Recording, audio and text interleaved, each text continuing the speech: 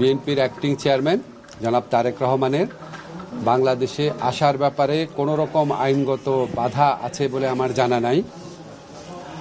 আর যদি কোনো বাধা থেকেও থাকে এটা অবশ্যই আমরা জানলে ওনাকে সর্বোচ্চ সহযোগিতা করব, ওনার নিরাপত্তার ব্যাপারে আমরা সর্বোচ্চ সহযোগিতা করব। আর আমার মনে হয় যে আমি নিজে বিশ্বাস করি কোনটা উপযুক্ত সময় এটা সবচেয়ে ভালোভাবে নির্ধারণের ক্ষমতা ওনার রয়েছে। উনি যেটা উপযুক্ত সময় সেই সময় দেশে আসবেন বলে আমি বিশ্বাস করি। আর সেকেন্ড একটা কথা হচ্ছে যে ধরেন আমাদের অনেকে ধরনের মন্তব্য করে থাকি যে উনি কেন আসছেন না, এই সমস্ত প্রশ্ন তুলি। আমার কাছে এই সমস্ত প্রশ্ন তোলা খুব অরুচিকর মনে হয়। এটা মা ছেলের সম্পর্ক, এখানে কোনো বেগম খালেদা জিয়ার কোনো ইনস্ট্রাকশন আছে কিনা, আইনগত বাধা আছে বলে আমার জানা নাই।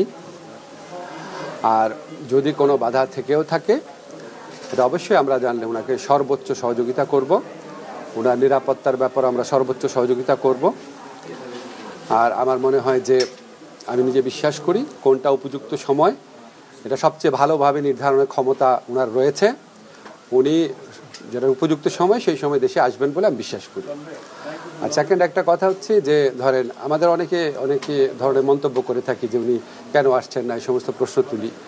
আমার কাছে এই সমস্ত প্রশ্ন তোলা খুব অরুচিকর মনে হয়। এটা মা ছেলের সম্পর্ক, এখানে কোনো বেগম খালেদা জিয়ার কোনো ইনস্ট্রাকশন আছে কিনা বা এখানে ব্যক্তিগতভাবে তারেক রহমানের কোনো রকম চিন্তা আছে কিনা সেটা তো প্রিজাজ করার বা সেটার ব্যাপারে কমেন্ট করার আমার কাছে রুচিকর মনে হয় না। আমাদের বুঝতে হবে এটা মা ছেলে সম্পর্ক, সবচেয়ে ভালো ওনারাই বুঝেন কখন আসতে হবে, ঠিক এক্স্যাক্টলি কখন কোন পদক্ষেপ নিতে হবে।